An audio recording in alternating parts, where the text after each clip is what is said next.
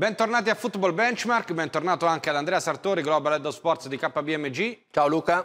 È la settimana del derby di Roma e non possiamo non parlare delle due squadre romane per cercare di capire come sta andando il derby anche nei numeri e nei bilanci. Allora partiamo subito perché ci hai portato veramente un bel po' di dati oggi per cercare di capire se poi questi numeri rispecchiano la classifica oppure se alcuni numeri debbano essere interpretati. Partiamo dai ricavi operativi delle squadre, che sono un po' il biglietto da visita quando uno legge un bilancio. Nel discorso ricavi operativi, la Roma, probabilmente anche grazie alle partecipazioni in Champions che ha avuto in più rispetto alla Lazio in questi ultimi anni, è nettamente sopra. Quindi 175 milioni di euro per la Roma, quasi 199 per la Lazio. Sì, un 80% di differenza. C'è anche da dire che appunto in questa stagione poi la Roma non si è qualificata per la Champions League perché era stata eliminata ai preliminari con il Porto e quindi ha diminuito i ricavi del 20% rispetto alla stagione precedente. Se entriamo un po' più nel dettaglio, quello che possiamo vedere è la forte teledipendenza più o meno di ambedue, anche se la Lazio in maniera più preponderante, e qualche dato anche sui ricavi commerciali e i ricavi da stadio. La Roma ha dei ricavi da stadio che sono 5 volte rispetto a quelli della Lazio, che gioca in uno stadio indubbiamente troppo grande, infatti ha il tasso di occupazione più basso di tutta la Serie A con il 30%. E i ricavi commerciali della Roma sono il doppio rispetto a quelli della Lazio, anche se comunque i ricavi commerciali della Roma hanno un potenziale che non è stato pienamente sfruttato. La mancanza per esempio dello sponsor da maglia è in un certo senso una cosa che la Roma deve colmare e sembra che sia, da quello che si dice, sulla strada giusta appunto per far ciò. Questo lo scopriremo naturalmente anche su Sport24. Altro argomento molto importante del bilancio, ma che ci interessa anche da vicino, è il player trading, ovvero il calciomercato. Come le due squadre riescono a sovvenzionare il calciomercato e che tipo di ritorno c'è rispetto al calciomercato. Qui abbiamo diviso per anni i calciomercati della Roma e quelli della Lazio. La Lazio, se non sbaglio, Andrea è andata 2 volte in negativo nel saldo finale e nell'ultimo anno invece in positivo, 2016-17 naturalmente, non è compresa questa stagione sportiva qua, mentre la Roma, anche per esigenze di fair play finanziario, è in positivo negli ultimi 2 anni? Assolutamente sì. Il saldo del player trading delle due squadre in maniera aggregata, quando si guardano le ultime 3 stagioni, è più 32 milioni per la Roma e meno 25 milioni per la Lazio. Come dicevi giustamente tu, la Lazio è in positivo nell'ultima stagione, soprattutto per la vendita di Candreva, che ha generato una plusvalenza di 19 milioni. Vedremo la plusvalenza della vendita di Keita al Monaco nel bilancio successivo. E poi vedremo se venderà i talenti che ha messo in mostra quest'anno, da Milinkovic-Savic in poi. Certo. Ma la Roma, se guardiamo le plusvalenze generate nelle stagioni 15-16, 16-17, sono state rispettivamente 50 milioni derivanti dalla vendita di Pjanic e Romagnoli e 75 milioni nell'ultimo bilancio derivanti dalla vendita di Salah, Rudiger e Paredes. Questo nel bilancio dell'ultima estate. Nell'ultima estate, esatto. Per quanto riguarda invece gli stipendi, che sono un altro elemento per caratterizzare come si stanno muovendo le due squadre, che tipo di impatto possono avere e anche che tipo di crescita.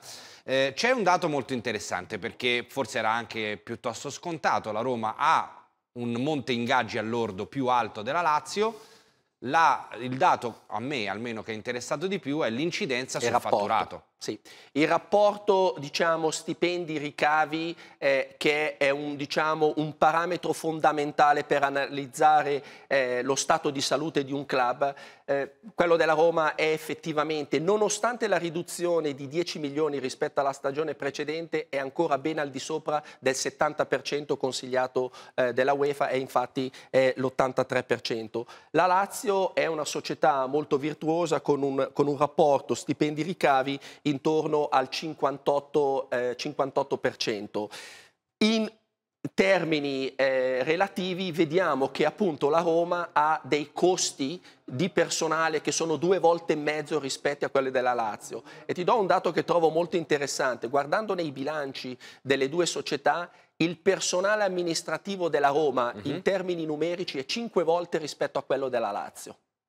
Un altro dato che riporto io, ma Sì. che naturalmente ci hai fornito tu, è il costo appunto.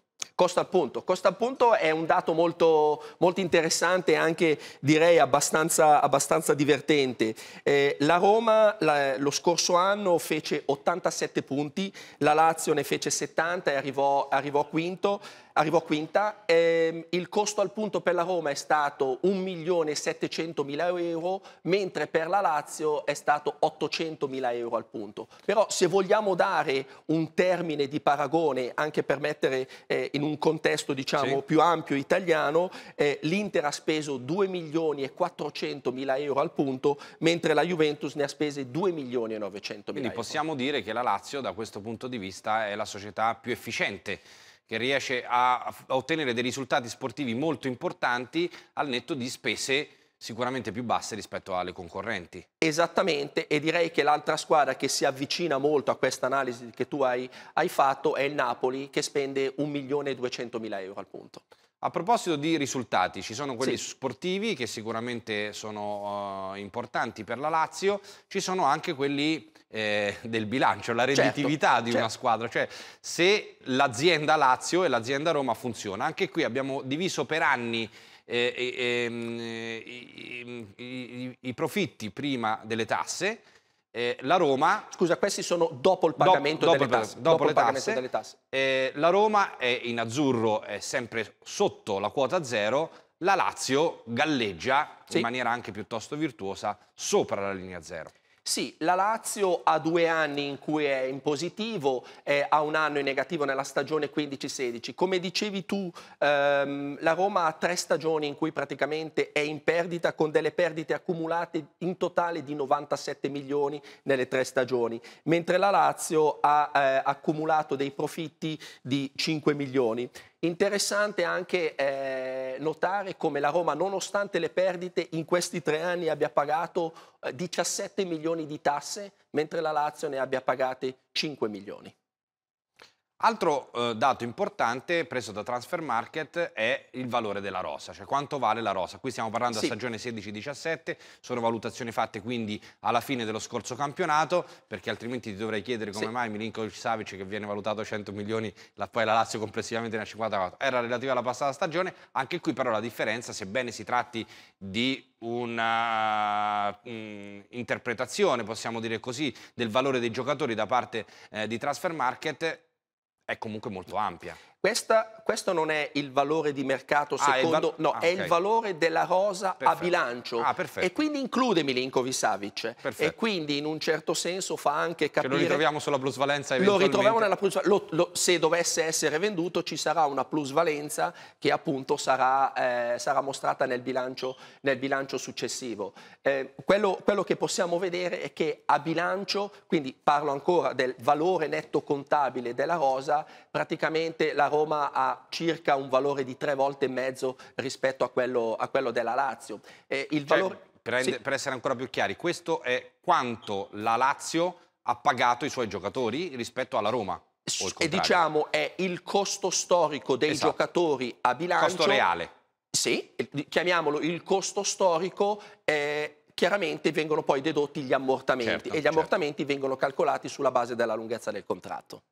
Altra cosa importante su cui ci siamo concentrati in questa stagione di Football Benchmark è la questione relativa ai social. Perché attraverso i social riusciamo a capire quanto una squadra può essere più famosa dell'altra o meno e che tipo anche di sviluppi ci possono essere anche a livello commerciale, non completamente diretti. Anche qui mi verrebbe da dire, anche se in alcuni casi abbiamo visto che il numero basso potrebbe essere più virtuoso del numero alto, però anche in questo caso c'è una preponderanza giallo-rossa rispetto alla Lazio. Sì, 6 volte superiore rispetto a quella Lazio in termini di follower per le 4 piattaforme che noi monitoriamo, 13 milioni per la Roma, 2 milioni per la Lazio. Tuttavia io penso che soprattutto il marchio Roma, e parlo della città di Roma, possa essere un marchio che può avere un valore commerciale enorme se chiaramente accompagnato da una società, da una squadra che ottenga determinati successi sportivi. Direi che in un certo senso c'è un elemento si può comparare in un certo senso al marchio del PSG, cioè il PSG è il marchio della città di Parigi, Roma potrebbe fare la stessa cosa. E forse è stato anche uno dei motivi per cui queste città sono state aggredite per prime dai capitali stranieri, parlo di calcio naturalmente. Certo, è una città, per dire, come Berlino, non è stata probabilmente aggredita dai capitali stranieri per l'impossibilità di poter acquisire una squadra tedesca praticamente. Una considerazione sui social media, il giocatore tra Lazio e Roma più seguito è Nani, sì, perché evidentemente il profilo internazionale conta qualcosa rispetto agli altri suoi colleghi. Questa è la classifica, diciamo, delle prime 4 posizioni, qui siamo pari, 2-2, 2 sì, della Roma e 2 della Lazio. L'ultima considerazione che volevo fare con te, Andrea, è relativa al valore d'impresa.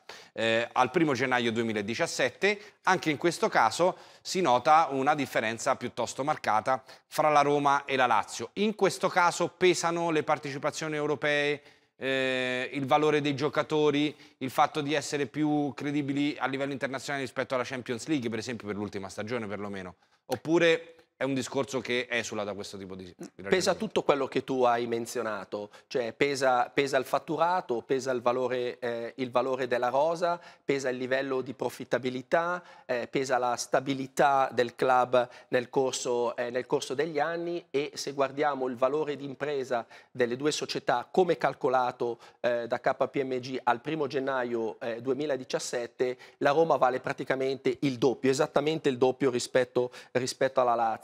A livello europeo la Roma è 18ª e la Lazio è al 29esimo posto. Tuttavia devo dire che la Roma, che penso abbia fatto un percorso di ristrutturazione anche per soddisfare i parametri del financial fair play che erano stati sforati negli anni precedenti, se riuscirà ad aumentare i ricavi commerciali, ci sarà lo sviluppo del nuovo stadio, può diventare una società che a livello europeo avrà un peso molto importante. Grazie allora Andrea Sartori, abbiamo sviscerato il discorso derby, appuntamento con Football Benchmark alla prossima settimana.